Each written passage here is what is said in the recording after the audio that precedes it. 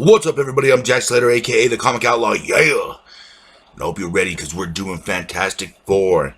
Issue 90. Yes, that Skull that I mentioned in the last issue has made plans to take a slave, a servant, and he has set his eyes upon Benjamin J. Grimm, the Thing. But how's he going to accomplish this goal? And how does this work for him taking over the world for the Skrulls?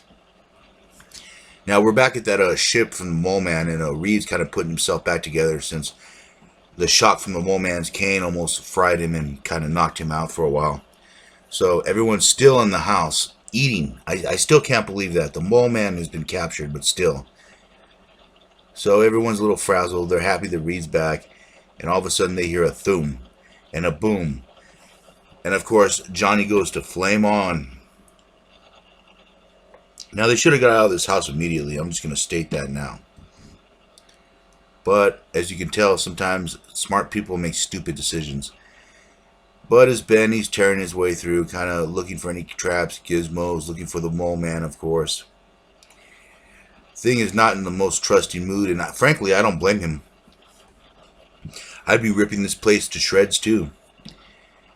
And it was a big explosion.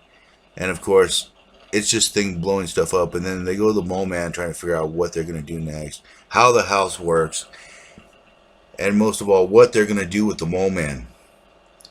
Since the Mole Man is the person that kind of built this death trap, I don't know how he gets the money for this. I just want to state that now. But Thing begins interrogating him. He knocks off the ropes, and of course, Thing starts muscling in on him. And again, I wonder where this pathetic little man gets all this money for these drills. There must be a diamond mine somewhere in his kingdom. Anyways, they're figuring out what to do with this pathetic man.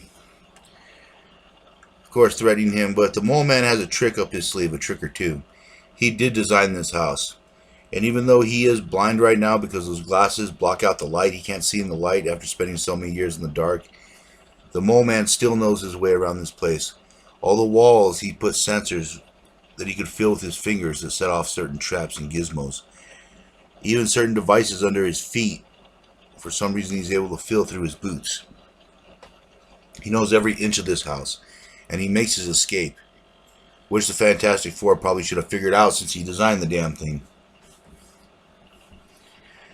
But at any rate, the Fantastic Four is without the Mole Man. And what were they going to do with him anyways? Turn him over to the police and then have someone worse rule more world? Anyways, the Thing decides that he needs to go and spend some time with Allison. He's kind of fed up with everything. And surprise, surprise, there's actually clothes that fit in there.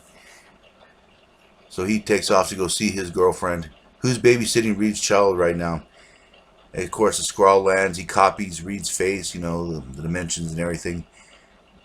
He burns the evidence to the ground. The gun that he's going to use, he shrinks down.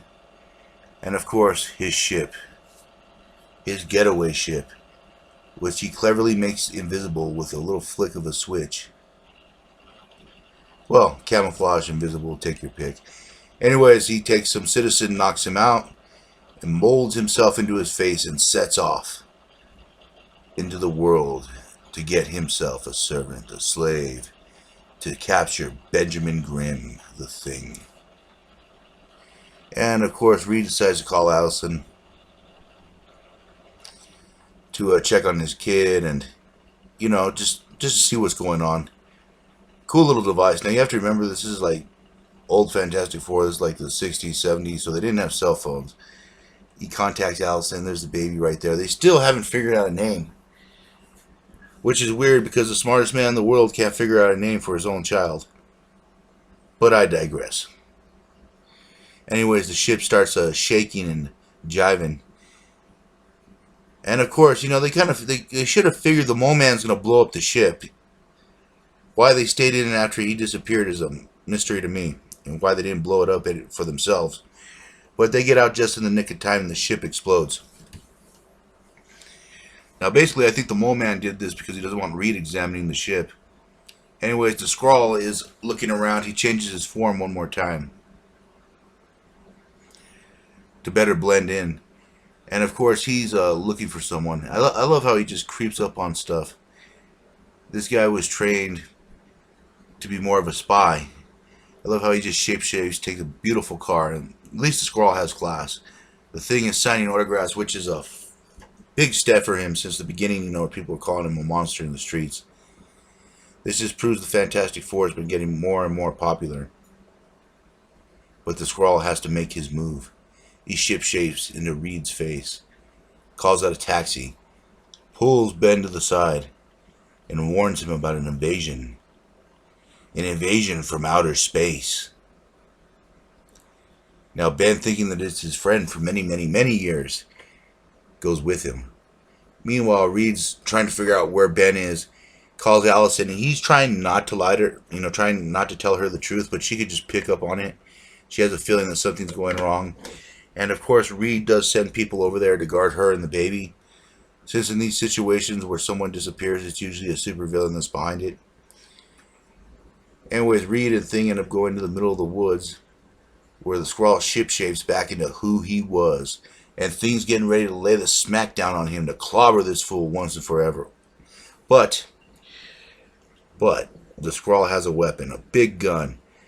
And I guess it has enough juice in it to stun the Thing. He gets his ship ready. He has his prize. And now all he has to do is take him back to his masters, in order for them to realize their goal to take over the Earth. But how? How will they use Ben Grimm to do this, to achieve this end? We'll find out the next time, won't we? And I'll catch you on the flip side. Yeah.